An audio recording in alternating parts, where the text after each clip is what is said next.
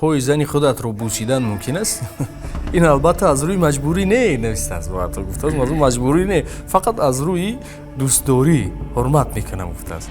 یه روز یک جا نشسته بودیم در افطار، یک نفر در همون بوتیلی آبی که بود، همون کالا از نوشابه گرفته تای بغل کرد و رفت. آیا درست است من اگر خیر کنم به اجازت شوهرم، آیا خیر من قبول میشد یا که در هر کاری که من خیر میکنم از شوهرم اجازت پرسم؟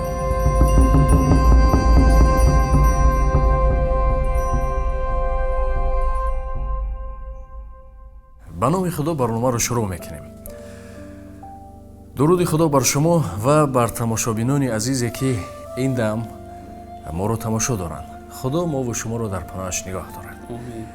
امروز برنامه گمان میکنم بسیار جالب است، چون سوالها بسیار سوالهای جالب هستند. با گرفتن این جوابها مردم به خود یک دنیای دیگر میگیرد. برای چی دنیای دیگر میگیم؟ چون شاید همین سبب شود و دنیاشون دیگر شود. با این خاطر خوش آمدید باری دیگر در برنامه. شکر که هر بگاه افطار است. مردم این طرف دعوت میکنن یک دیگر رو این سمت، چون بسیاری فهمیدن که یک کس رو افطار دادن چقدر ثواب است. در برنامه گذشته یک سوال آماده بود، اما سوال در سوال آن چیزی که در ما گذشته بود.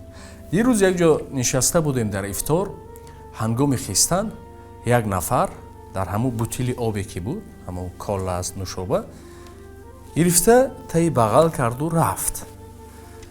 روسی در همون جمعه بسیار دودیله شدم، گفتم که این کاری درست کرد یا درست نکرد و اعتبار دیم گاه ها می شود که خصوصا فقط افطار را در نظر داریم که یکون کنفیته که از گرفته کیسه میکنن یا هر چیزی که در دسترخوان هست چیکار میکنن؟ گرفته کیسه کرده میرن. بعد از آنی که خوردن سیر کردن پیش از آمین. آیا درست است؟ به نام الله نهایت بخشنده و مهربان. حقیقتا درست بیان کرده، این ماه سبقت است، در کار خیر به همدیگر سبقت کردن است. از برای خاطر همینم الحمدلله از شرافت این تنجی و آرامی استقلالیت دیگر زندگی مردم خیلی سالهای گذشته روز تا روز سال تا سال بهتر است. از همین هم ما خودمون که وقتی دعوت ما میکنیم به افطاری ها میرویم، حقیقتا نگاه میکنیم که الحمدلله نسبت سالهای گذشته چقدر دسترخوان مردم پر از برکات است، پر از ناز و نعمت است. همین از شرافت این تنجی و آبادی و آرامی دیار میشه. برای همینم حتما ما دائم در همه جا که رفتیم تاکید میکنیم که پیش از همه در برابر خود دعا کردن، در حق تنجی و آبادی و آرامی دیار دعا کردن در کار که خداوند این نعمت زیاده کنه. اگر همین نعمت تنجی و آرامی نباشد، چنین معرکه ها، چنین افطارها، چنین عبادت ها نمیشد. اکنون به سوال گردیم. حقیقتا سوال دادن منفعتش خداوند در قرآن عظیمشان بیان میکنه. پروردگار چی میگه؟ فاسالوا اهل الذکر ان کنتم لا تعلمون. شمایان میگه از همدیگر، از اون کسانی که میدانند و متخصص هستند چیزهایی که نمیدانید از همدیگر پرسید.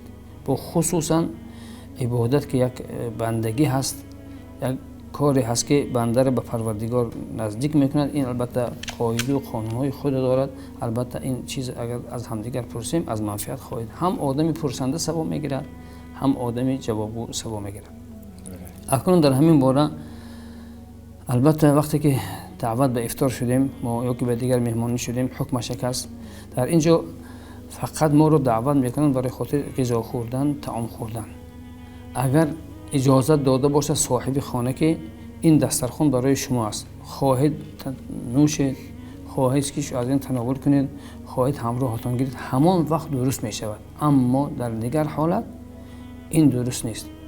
این حتی اگر گیرد باید که پیش از گرفتن از صاحبش پرسد. اگر نگیرد یک مال انسان، یک مال مردم با روح ناحق گرفتگی حساب می شود. خداوند در قرآن چی میگه؟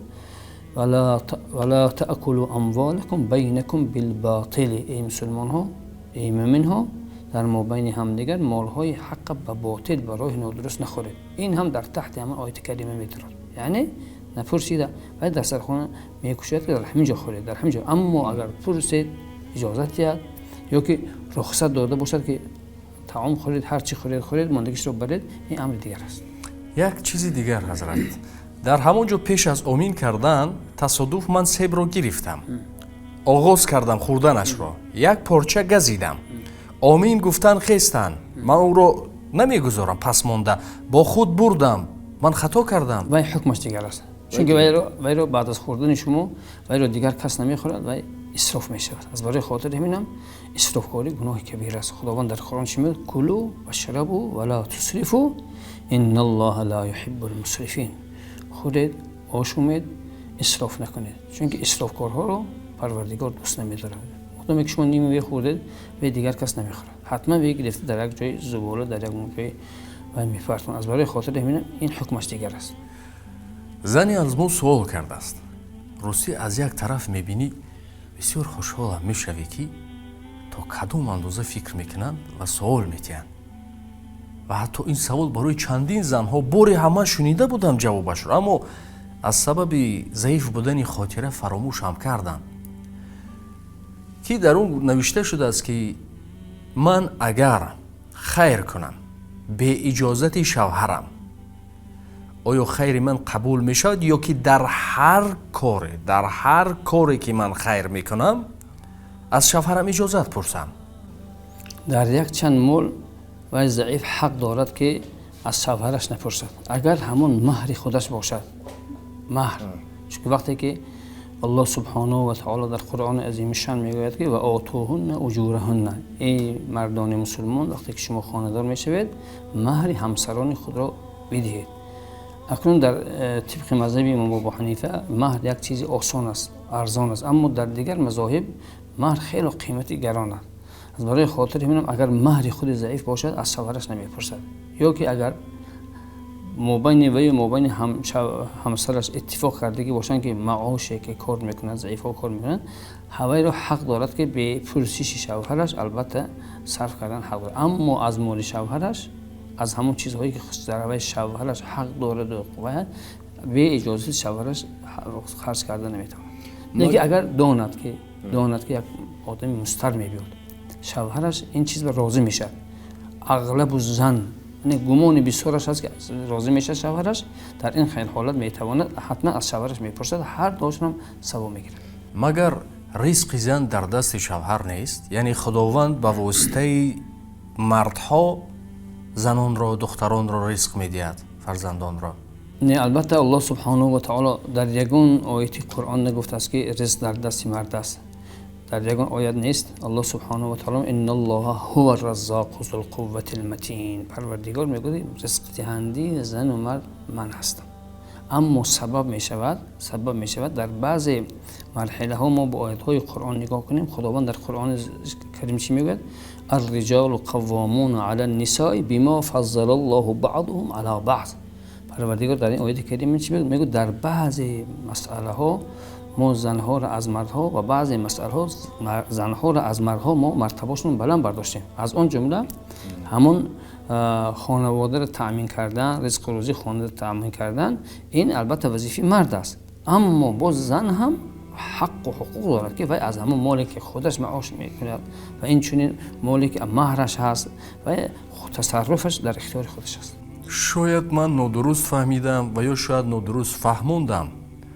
пас ман чун шунида будам ки гуфтанд ки ризқи фарзандон, яъне кӯдакони майда ва ҳамсар ба воситаи шавҳар худо медиҳад. ин дуруст аст, аммо ба воситаи шавҳар медиҳад. пас агар чунин набошад, шумо рад кардед, пас ризқи инҳо чӣ гуна меояд? албатта саволе ки инсон надонад, намедонам гуфтанаш хубтар аст. чаро? танҷо як далел мебарем, баъд ҷавоб медиҳем. абдуллоҳ ибни умар ин кас донотарин саҳоба, олимтарин саҳоба. як нафар даромада дар бораи мероси амма мепурсад ки ҳамин амма дар кадом вақт мерос мегирад, дар кадом вақт аз мерос маҳрум мешавад. ин кас мегӯяд ки ман намедонам, рафта аз дигар кас пурсад. вале саволдиҳанда дар ҳайрат мемонад ки охир абдуллоҳ ибни умар донотарин саҳоба, дарёи илм, ин чаро намедонед? бо дубора мепурсад, бо се бора мепурсад, ин қадам мегӯяд ки ман намедонам. баъд аз вай одам баромада рафтан, абдуллоҳ ибни умар ҳар ду дастшон зада пурса карда мегӯяд ки абу абдураҳмон чӣ хел ҷавоби хуб дод. чизе намедонам гуфтагиша намедонам гуфт. номае омад навишта шуда буд ки ҷавононро наҷот диҳед. ман рости ҳайрон шудам, гуфтам ки чӣ гуна наҷот. як намуди маводи мухаддир баромадааст, хато накунам номашро, чун ман аст ё кристалл гуфтанд ё хрустал, чизе чунин аст. кристалл ё хрустал маводе ҳаст ки бисёр байни ҷавонон ҳоло машҳур шудааст. ва баъдан чизо суол мешавад, албатта ки мехоҳад инсон пурсон шавад ки чӣ асту. ҳар меваеро агар ки дони таъмашро атрофаш гап занӣ мукаммалтар мешавад. баъдан чандин нафар гуфтанд ки бале, як намуди маводи мухаддир будааст, ба монанди таблетками ё шишами чизе гуфтанд, худи ҳозир байни ҷавонон хело зиёд аст. пас атрофи ин чӣ гуфтанӣ доред? лекин як бисёр хатараш дар чӣ аст гуфтанд. як мутахассиси дигар гуфт ки инро аз хориҷа ворид месозанд, баъдан душманони миллат ба хотири чӣ? ба хотири ҷавонои моро чикор карданд? беъмортар бемор кардану як касалиро. аз ҳама хатарноктаринаш инро бояд гӯем, чун дӯст табарвор, душман шакарвор. ва ё мегуфт имрӯз суханони ман туро дард кунад, фардо суханони ман туро мард кунад. шояд дӯстони мо бошанд, шояд нафарое ки мебинанд дар ҳамин кор, агар мегӯянд аз сабаби зиёд истеъмол кардани ӯ ин мардҳоро чӣ кор мекардааст? занмиҷоз мекардааст, ё қавми лут мегӯянд, ё осмонранг мегӯянд, ҳар тавре ки аст. инсона чунин мекардааст. ин хатаре ки ин таҷриба аллакай нишон додааст. ва мехостем ки фаҳмем ки дини мо атрофи чӣ мегӯяд, чун дар ҳақиқат дарднок аст. шояд надонанд, аммо дар ин муддате ки истеъмол карда омаданд, таҷриба карданд. ин суханро аз чандин мутахассисон шунидем ки дар ҳақиқат аз сабаби зиёд истеъмол намудани ҳамин намуди кристалл, хрустал ё ҳаст, ҷавонон хуб таваҷҷӯҳ кунед, ки шуморо аз мардина берун мекунаду шуморо дигаргун мекунад. ҳақиқатан кадом коре ки ба манфиати инсоният ҳаст, исломи нозанин ба вай дастур додааст. чунки парвардигор, меҳрубонӣ парвардигор аз ҳама боло меистад. ҳеҷ гоҳ парвардигор барои бандагонаш чизҳои зиёновар дастур намедиҳад кунед. билъакс аз чизҳои бад парвардигор чо мекунад? манъ мекунад. инсонҳоро қатъиян манъ мекунад. акнун ин масъалае ки гуфтед, ин намуде ки инсонҳоро маст мекунад, ҳатто бемор мекунад, ҳатто беҳуш мекунад, дар замони пайғамбар саллаллоҳу алайҳи васалам ба чунин исмҳо, чунин масткунандаҳо набуд. лекин пайғамбари худо ки раҳмати оламин ҳастанд, ҳамина пешгӯӣ карда гуфтанд ки як замон мешаду хамра, арақа, чизи масткунандаро ба ҳар хел номҳо номгузорӣ карда барои худошон ҳалол дониста истеъмол мекунанд. ин сухани пайғамбаро бинед. имрӯз исботи ҳамин. худованд дар қуръон чӣ мегӯяд? иннамал хамр вал майсир. якчанд намудҳоро аз ҳамон ҷумла худованд риз гуфта арақа баён мекунад, ҳаром аст. аммо дар дигар ҳадис пайғамбар чӣ мегӯяд? куллу мускарин хамрун ва куллу хамрин ҳаром. ҳар як чизе инсон зиён мерасонад, маст мекунад, ақлаша, ҳушаша, ҳамаш пайғамбари худо гуфтанд ҳаром аст. акнун имрӯз ин чиз агар панҷ шуда бошад, албатта бояд ки ҷомеаи мо бепарво нашавад. ин як вазифаи мутахассисое ки соҳаҳои масалан ҳифзи ҳуқуқ нест. ин қарзи ҳар як шаҳрвандӣ аст. мо аз куҷо медонем? пайғамбари худо саллаллоҳу алайҳи васалам мегӯяд ки хитоб ба ҳама мекунад. ман раъо минкум мункиран. пайғамбар мегӯяд эй умматони ман, шумо вақте ки як чизи зиёноваранда барои худатон, барои ҷамъиятон мебинед, шумо ҳаракат кунед, ҳаваи шумо ба дасттон ислоҳ кунед, истиҳола накунед. масалан хусусан ҳамин дидед дар фалон ҷо, ҳатман рафта гиредаш. ин дастури илоҳия, дастури пайғамбар аст, дастури шариат аст. агар пайғамбари худо мегӯяд фаин лам ястати, хуб ту ба дастат гирифта наметоӣ, ҳавая ба воситаи забонат ту насиҳат кун, ба воситаи забонат гӯш. фаин лам ястати фабиқалбик. лекин дар ҳолате ки ту ҳамон кор ба розӣ нестӣ, ба дастат намегирӣ, ёки намегӯӣ, ёки як ҷои соҳаҳои мутахассисо хабар наметиҳӣ барои хотири ислоҳ кардан, дар ин ҳолат ту ба дилат ганда мебинӣ ҳавая, лекин имонат заиф аст. از برای خاطر مؤمن حقیقی در چنین حالت که این چنین چیزی راستی که بیان کردید، انسان یک در حالت چی میگن بسیار ناقلای میافتد، حالت ناراحت میشه که نخواه که انسان این کار کنند. از برای خاطر همینم انسان ها اگر امروز اگر این مسئله را پیشگیری نکنند، اگر این بسیار مسئله خیلی وزنین است. با خصوصا به چنین کسل مبتلا شدن، این کسلی زیانش نه تنها برای خود هوا بلکه برای خاطر همون دیار، یعنی چون میکنه زیان میرساند. اگر ما به قصه های قرآنی نگاه کنیم، قوم لوط همین کاره بودن. الله سبحانه و تعالی باید به چند نمود عذاب کرد، لیکن گفتن که در همون دیه گفتن آدم‌هایی هستن که به همون کار مبتلا نیستن که و چی خیل بچه میگن فانه رأى فلم یتغیر وجهه، دید که در همون جا همین کار کرسادن، کارهای قوم لوط میکنن یا که چنین چیزهای زیان آور پهن میکنن، اما و انسان یگم من به نیست که من به این نمیشه گفته، دیگرها به اهمیت نداد. روز قیامت وقتی عذاب خدا اومد، همون به خودشون بی‌طرف گرفتگی ها هم در همون عذاب دچار شدن. فانه رأى، پیغمبر ببینید فانه رأى فلم یتغیر وجهه. سوال دادن که آخه اون چنین ها عذاب به سر وی ها دیگر به سر وی ها میاد، آدم بیگانه است نه بیگانه نیست. گفتن این همون ها را اصلاح نکرد، همون ها را نصیحت نکرد. از برای خاطر همینم وقتی ما به حادثه پیغمبر صلی الله علیه و آله نگاه میکنیم، پیغمبر خدا برای چنین آدمانی که فقط برای خودشون نیکی نمیخواد، برای مردمش نیکی میخواد، برای مبخصوصا همین خیلی چیزها پیدا میشود، اگر پیشگیری چنین چیزهایی که در مابین مردم یک بسیار هم حالتهای وزنی میبیارن، اگر پیشگیری نکند، پیغمبر خدا به هر میگن شر الناس، بدترین انسان ها. اما حرکت کرده برای خاطر اصلاح همین اگر کنن، پیغمبر خودش میگن خیر الناس من ینفع الناس، بهترین انسان صاحب جایزه می شود همون انسانی که منفعتش به واسطه زبانش، به واسطه دستش، به واسطه قوتش البته به دیگران میرسه. اصلا این گونه موضوعها ساعتها طلب میکند که یک برنامه الهیده باشد. از بس که وقتمان کوتاه است، سوال که دادن ما کوتاه جواب دادیم. همین سوال نوبتی شخصا از خودم هست، ما برنمیگردیم با این سوال، چون اطراف یک موضوع کار کرده ایستاده ایم، میخواهیم که در جامعه یک ذره هم باشد فایده‌مون رسد.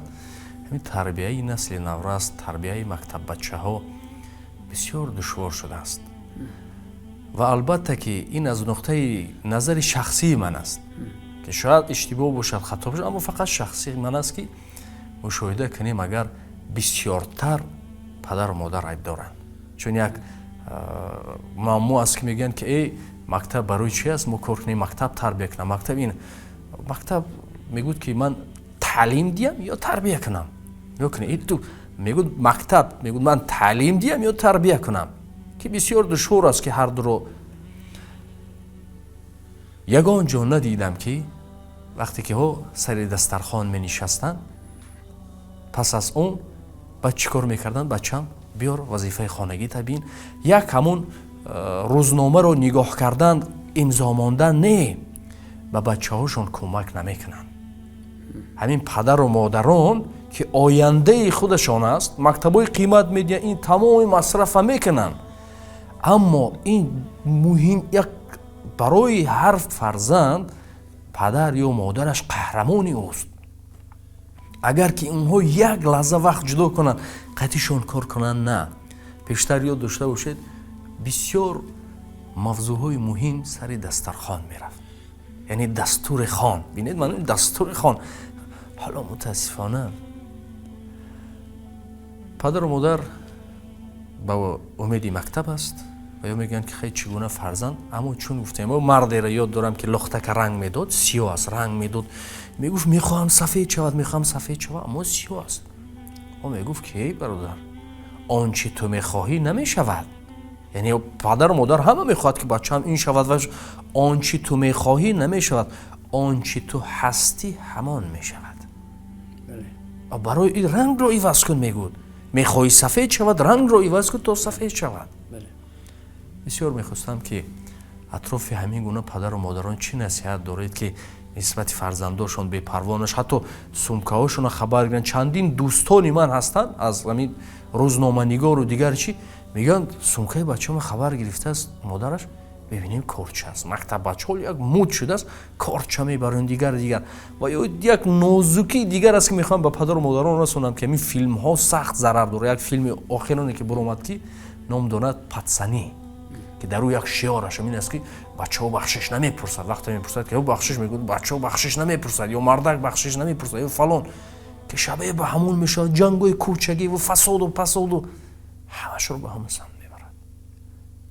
نصیحت شما برای پدر و مادران و شاید استادان هم. البته این نصیحت من نیست، این نصیحت از کتاب الله و از حدیث پیغمبر صلی الله علیه و سلم و اون نصیحتایی که صاحب مذهب ما امام ابو حنیفه به فرزندشان و این چنین به شاگردانشان کردن از همون چیزها گفته میگذاریم. یکمش میگه خداوند در قرآن عظیم الشان همه بندگان آگاه میکند، میگه که استعیذ بالله و ان تعدوا نعمت الله لا تحصوها.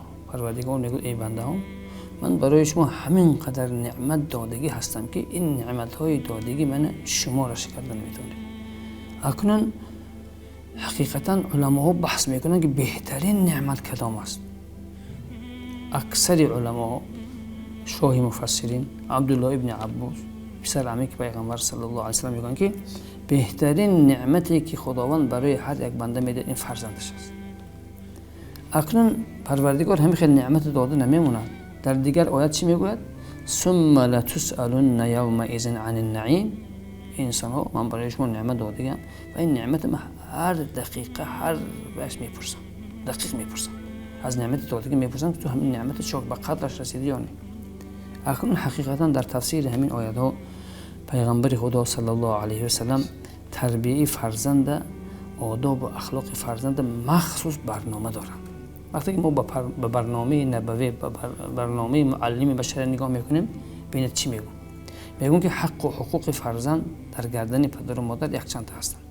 به مجرد یک بار به جا آوردن یک چند تاش از گردن ساقط میشد، اما یک تاش هست که تا پدر و مادر زنده هستند از گردن پدر و مادر و مسئولیت بزرگترین نعمت داده الهی از گردن و ساقط نمیشد.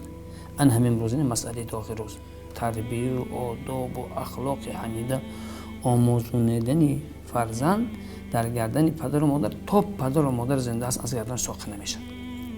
ما از اونجا دلیل میبریم. ما اگر دلیل بیاریم و همین پیغمبر خدا علیه السلام نگاه میکنیم. یک کس حضرت فاطمه زهرا دخترشون حضرت علی بدادن، لیکن حضرت فاطمه هر روز که خانه‌شون می آمدن از فاطمه جستجو میکردن، پرسیدن میکردن که چیکارها کرده استاده است.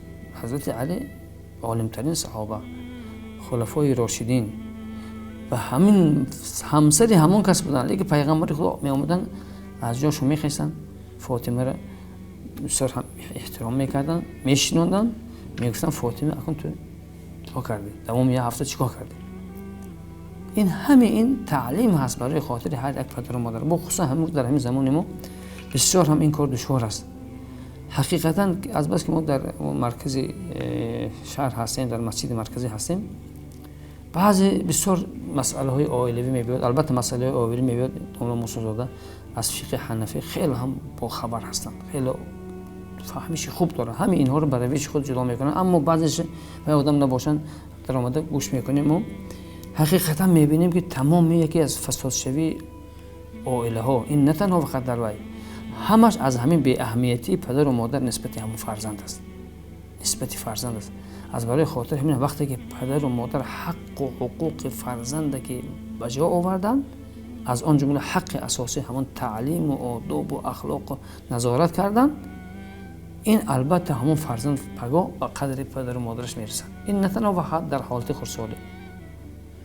پیغمبر خدا بعد از شوهر دادن دخترشون بود دخترشون چقدر نظارت میکنن. متاسفانه امروز گفت شما بعضی کسا یک بار دو بار سه بار بچه میگفتم خون از گردنم ساقط شد. نه، این از گردن مثلا ختنه کردن، یک بار ختنه میکنه از گردن ساقط میشه، یک بار خاندار میکنه ساقط میشه، یک بار در گوشش اذان میگوید ساقط، یک بار دیگر. اما تعلیم و آداب و تربیه و اخلاق حمیده فرزند تا پدر و مادر هستن از گردن ساقط نمیشه. باید که همیشه نظارت کنه. با خصوصا همین روز من میبینید مسئله مهاجرت هست. بعضی کسا گفت شما میگن که تا سن در تمام کرد دانشگاه در از گردن من ساقط نه، حتی بعد از نه تنها در حالت مکتب خونه حتی بعد از وی هم باید همین خیلی مراقبه کنه فرزندش که فرزندش در با خصوصا در واسطه اخبار عموم میبینیم که مذهب های بسیار رویه های تندگرا حقیقتا اگر فرزندها را همین چیز وی نکنن در همون به فرزندهاشون هم ببرم شریک میشن. سوال کمی درستر است. در سوال چنین است، می‌دونید همین در اسلام پای زن خودت رو بوسیدن ممکن است؟ این البته از روی مجبوری نه نوشته است، با تو گفته است مجبوری نه، فقط از روی دوستداری حرمت میکنم گفته است. التباس با همین سوال ما جواب دهید. البته الله سبحانه و تعالی احترام همدیگر، احترام همسر در گردن شوهر، شوهر در گردن همسر، این همش بیان میکنه. خداوند در قرآن عظیم شان چی میگه؟ استعیذ بالله نساؤکم حرث لکم فأتوا حرثکم. میگه زنهای شما میگن به مانند یک کشتگار زمین شما هستند، کشتار شما هستند، به همون کشتار خود چطوری که میبید بیایید، اما در جایی که پروردگار اجازت داده است، حلال کرده است، آن جایی که فرزند برای شما میبید در همونجا نزدیکی کنید. اما در دیگر حالت چقدر به کدام راه به کدام وسیله که پوچکش میبوسن، سرش میبوسن، دستش میبوسن، البته این اسباب احترام یکدیگر در شریعت یک ممانعت ندارد. تنها ممانعت در حالت بیماری علاقه جنسی نمیکنه، چون خداوند در قرآن چی میگه؟ یسألونک عن المحیض قل فاعتزلوا النساء فی المحیض. در حالت کسلی بیماری خانفاس حیض به همسرهای خود خفت خیز نکنید. خفت خیز به این معنی نه که در یک جا خم نروید، نه میره. اما در دیگر ادیان وقتی که زنهاشون حیض میشوند و جای خوب جدا میکنن. در اسلام نیست، در اسلام یک جا همش حتی طعامش نمیخورن در بعض دین ها. اما در این مبین اسلام این نیست، فقط همون حالت خانه‌داری کردن در راه حلال در وقت حلال خدا. اما دیگر حالت همون آیت کریمه چطوری که شما زمین تو چه خیلی کشت میکنید، همین خیلی چطوری که در مابین شما کنه، البته از باب احترام جایز است. قبول. من بسیار میخواستم که از او پرسم که پایهای مادرت رو برای هم بوسیدی؟ اگر که میگفت ها من پس جزات میگفتم. البته در این باره حقا شما این چیزی گفتید یک چیز عادی نیست. البته احترام مادر پدر و خداوند در قرآن دستور میده که در پیش پدر و مادر بمانند یک گلیمی که در بولوس پاچیکه میمونن همین خدمت باشه. این در آیه قرآن است. سوال نوبتی، در برنامه گذشته گفته بودید که یکی از عملهای بهترین در ماه شریف رمضان این خواندن قرآن است و دومش چنین گفته بودید که قرآن از پس این انسان میخیزد و نزد خدا چی میگه؟ سخن میگوید. پس قرآن در ماه شریف رمضان نازل شده است. بسیار میخواستیم که اطراف نازل شدن قرآن، کتاب قرآن کمی حرف میزدید و چگونه مناسبت کنیم با کتاب قرآن، عموما اطراف کتاب قرآن و تاریخ. حقیقتا بسیار سوال سری وقتی است، چون که این ماه نزول قرآن است. البته خوب می شود که نه تنها در ماه نزول قرآن، چون که مقدسترین دستور عالمیان برای بندگان است کتاب قرآن. اطراف این باید ما چقدر که به قرآن شناس شویم همین قدر ایمانی ما زیاد می شود. به قرآن شناس شدن این هم علم است، هم ایمان است، هم تقوا است. بسیار درست گفتید. الله سبحانه و تعالی در قرآن عظیم شان میگه که انا انزلناه فی لیلة مبارک. پروردگار میگه ما در یک شب قرآن در یک شب با برکات نازل کردیم. اکنون اینجا سوال پیدا می شود که آخر قرآن پیغمبر صلی الله علیه و سلم در مدت 23 سال نازل شد که 13 سال در مکه بودن، 10 سال چی در مدینه بودن. در این آیه کریمه در مدت در یک روز در یک شب نازل کرده میگه. این چقدر به هم دیگر چی علاقه‌مندی دارد. حقیقتا آیات های قرآن همدیگرش تقویت میباشند. یگان آیت قرآن به همدیگر معارضه ندارد. آیتی که خداوند هم در سوره قدر هم در این آیت کریمه که گفتیم انا انزلناه فی لیلة مبارک، یا که در آیه سوره قدر چی میگه؟ انا انزلناه فی لیلة القدر. در یک قدر معنیش میگه یک شب بزرگ، یک شبی که تقدیر انسان کتابت کرده میشه، فراورده میشه در زمین. اکنون حقیقتا الله سبحانه و تعالی قرآن در لوح المحفوظ مخصوص مکان نگاه داشته که در نزد خودش.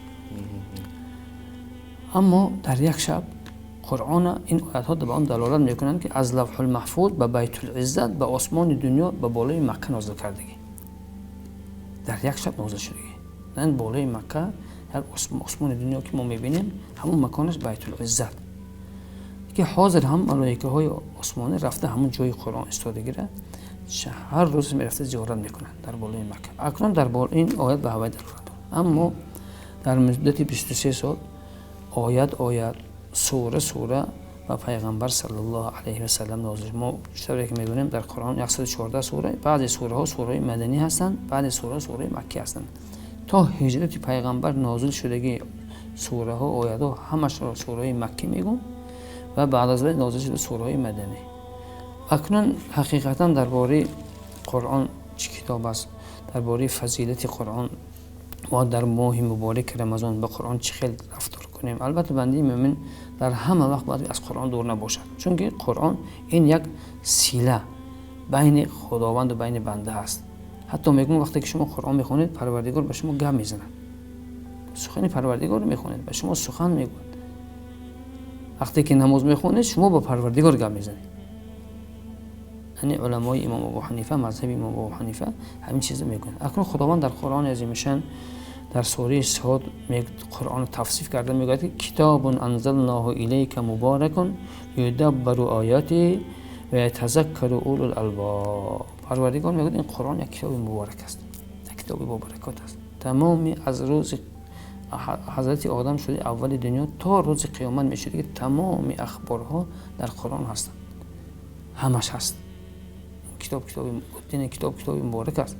حتی قصه های کتاب های گذشته، آن سخن هایی که در کتاب های گذشته بود، همش قرآن خداوند در این جمع کرد. الله سبحانه قرآن نازلش کرد، چون که اکثریت آیات های قرآن ما میبینیم به کتاب های گذشته مانند هستند. اینها از همون کتاب ها گرفته شده. اما خداوند چی میگه؟ این کتاب مبارک است. مبارک همین.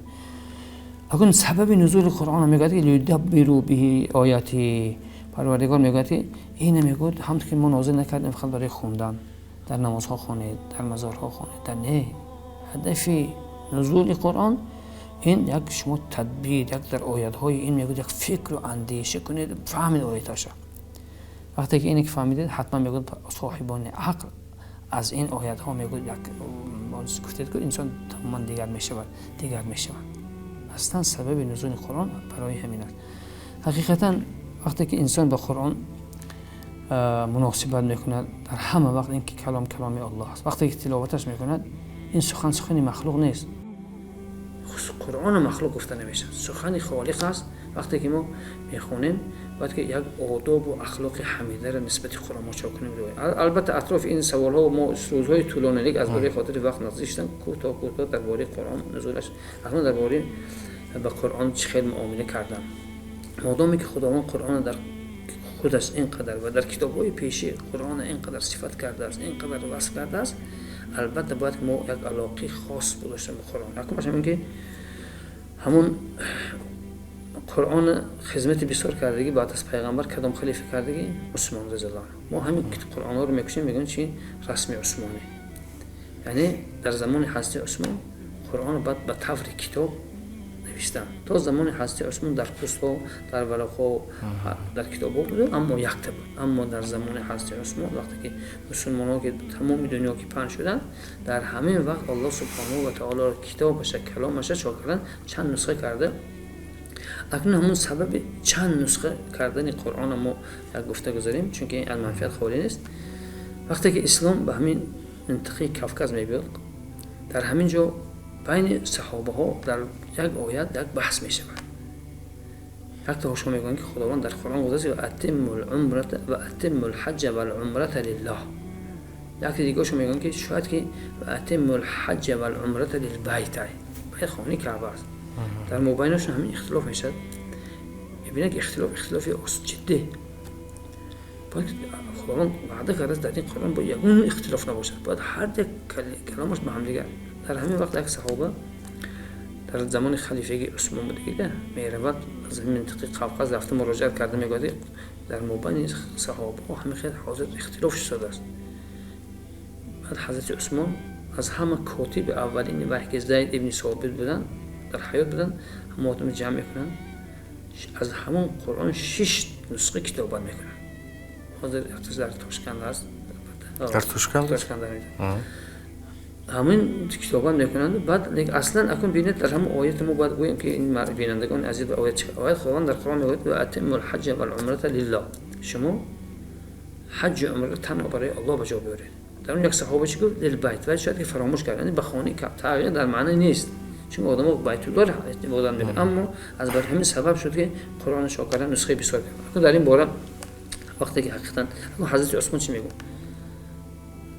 کسی میگن که ولو ان قلوبنا طهورت ما شبعنا من کلام ربنا و انی لاکره ان یاتی علی یوم لا انظر فی المصحف. روایت امام بیهقی میگویند که اگر میگن برای خواندن قرآن میگن اول انسان خواهد که از قرآن منفعت بسیار میگیره، خواهد که مونده نمیشد از گوش کردن قرآن، خواهد که از شنیدن قرآن، از خواندن قرآن خسته نمیشد، البته دلش پاک کنه، دلش پاک باشه. یکم انسان قرآن خوان حرکت کنه که دلش پاک دارد. و حضرت عثمان در دوام همین حدیث میگن، روایتش میگن که من میگن از همه برای من روزی که برای من خسته میکنه، من راحت میکنه، همون روز باشد که من به قرآن نگاه کردگی نباشم، قرآن خواندگی نباشم. این درباره همون سخن حضرت عثمان رضی الله عنه. البته انسان وقتی که فضیلت قرآنی که فهمید در این دنیا در این آخرت، البته به این یک شفق و هوس قرآن میخونه. اکنون درباره یک فضیلت دنیا و آخرت گفته میگذاریم. همین خطه نه تنها برای خاطر قرآن خودش، بلکه برای خاطر پدر و مادرش هم منفعت دارد. پیغمبر خدا صلی الله علیه و سلم میگن در روایت امام مسلم اومده است که من قرأ القرآن و عمل بما فیه البس الله والديه تاجا یوم القیامة سوء احسن من ضبع الشمس فی بیوت الدنیا و ما ظنکم بالذی من قرأ القرآن و عمل بما فیه. روایت امام مسلم. پیغمبر خدا میگن که کسانی که البته قرآن میخونن لیکن به خوندگی قرآنشون چون عمل میکنن، عمل کردن بس قرآن، عمل بکردن به قرآن چی است؟ یعنی دروغ نگفتن، تهمت نکردن، احترام پدر و مادر به جا آوردن، فرمودی الله را به جا آوردن، گناه نکردن، غیبت نکردن، تهمت نکردن، به قدر نعمتهای الله رسیدن، اینا همش عمل کردن قرآن همین است. اکنون پیغمبر خدا چی میگن؟ کسی که قرآن میخونه عمل میکنه روز قیامت میگن در محشرگاه برای پدر و مادر هوایها خداوند یک تاج مینهد، تاج. اکنون در دوام حدیث پیغمبر خدا همون تاج صفت کردن. ضوءه احسن من ضوء الشمس فی بیوت الدنیا. پیغمبر گفتن اگر به آفتاب این دنیا نگاه کنید تمام خانه ها رو روشن میکند. روشنی همون شخصانی که فرزندهاشون البته قرآن رو می آموزن، عمل کردن در راه درست، راه راست و عمل کردن به قرآن دستور میدن، بس همون تاج برای هوایها میداد است، برای پدر و مادری همون شخصانی که همین کار میکنن. اکنون در دوام حدیث میگم پیغمبر که و ما ظنکم بالذی من قرأ القرآن و عمل بما، مادامی که پدر و مادری و همین خیل باشن و مکافاتی و فوج خیل باشن. اکنون این البته درباره اون شخص از مکافاتی که خداوند در وعده کرده است برای خاطر. اکنون با قرآن باید ما چه معامله کنیم، باید با قرآن چه رفتار کنیم. یکمش میگه موضوع الحمدلله بینید از شرافت استقلالیت، از شرافت تینجی و باید این نعمت شکر کردن کنیم. باید تکرارم کشم این نعمت تینجی و آرامی است. بینید که در تمام مساجدها ختم قرآن شده است، آرامانه ختم قرآن شده است. اکنون همین در همین ختم قرآن وقتی که ما قرآن رو گوش میکنیم باید که چه رفتار کنیم. یکمش همین که باید اخلاص کنیم، باید که رفتن تنها خالص برای الله. آدم ها من نگود که در فلان مسجد ختم شده تو چرا نمیری، نه، از برای آدم ها نه، خالص برای الله. دویمش همین که ان یستمع القرآن الکریم بسکینة و انصات. اینا سخنهای علماهای مذهب امام ابو حنیفه. یعنی دویمش میگم که وقتی قرآن رو گوش میکنید آرامش قد خوش کنید، سکوت کنید. آرامش وقتی قرآن رو گوش میکنید خونس کنید، هر گفته بدنتون دستاتون که بازه نکنید، پاچکاتون که بازه نکنید، چون این کلام الله است. و گوش کرساده و مانند همون خواننده گوش کننده هم ثواب میگیره، در حرفش 10 ثواب میگیره. اکنون دیگر کاری که وقتی که ما در همین ختم ها اشتراک میکنیم باید چیکار کنیم؟ الله یشوش علی قراءة القرآن ولم یمدح القارئ. در بعضی جاها وقتی قرآن میخوند الله اکبر آواز میبردارن، این میکنن، خیلی کردن در کار نیست، گوش کردن در کار. گوش کردن بعد میبینید و نه این درست نبوده. و این چنین البته یکی از آداب‌های گوش کردن قرآن این همین کسی انسان باید طهارت داشته باشه. البته مسجد را تهارت میکنند، اینکه در بعضی جای دیگه شما در ماشین شستید خودشون قرآن میکنند، جایز است. تهارت کردن تو افضل. چرا؟ چون که همون اگر آیت سجده بیاید در قرآن عظیمشان در بعضی جاها خداوند دستور داده که سجده کنید. سجده کردنش واجب است. سجده را بی طهارت کردن نمیشه. از همین لحاظ البته اینها درباره یعنی آداب گوش کردن قرآن، که درباره آداب تلاوت قرآن، خواندن قرآن، یکمش همین که انسان باید که پاک طهارت کرده باشه، از غسل هم پاک باشه، از طهارت هم پاک باشه. دلیل از کجا؟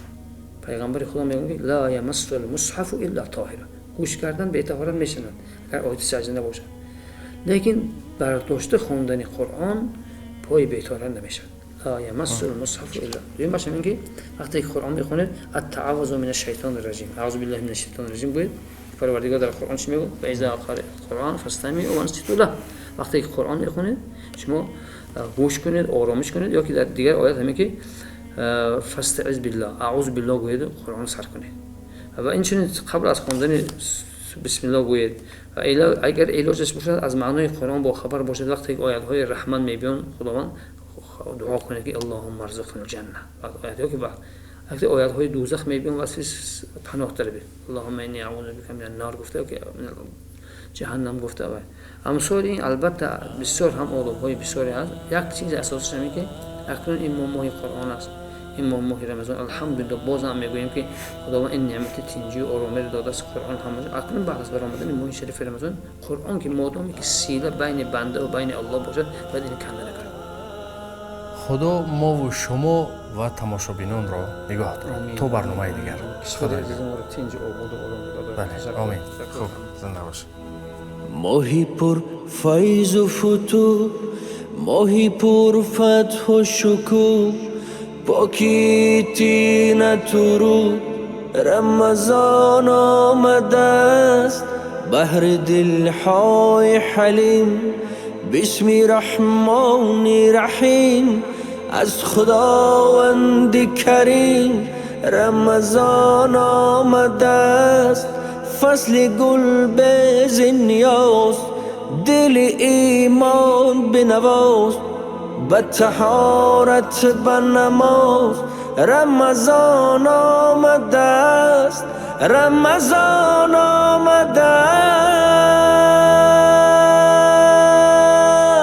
همه یک جا گویم اهل امت صلوات بر محمد، صلوات بر محمد، صلوات. همه یک جا گویم اهل امت صلوات بر محمد، صلوات بر محمد، صلوات بر محمد، صلوات.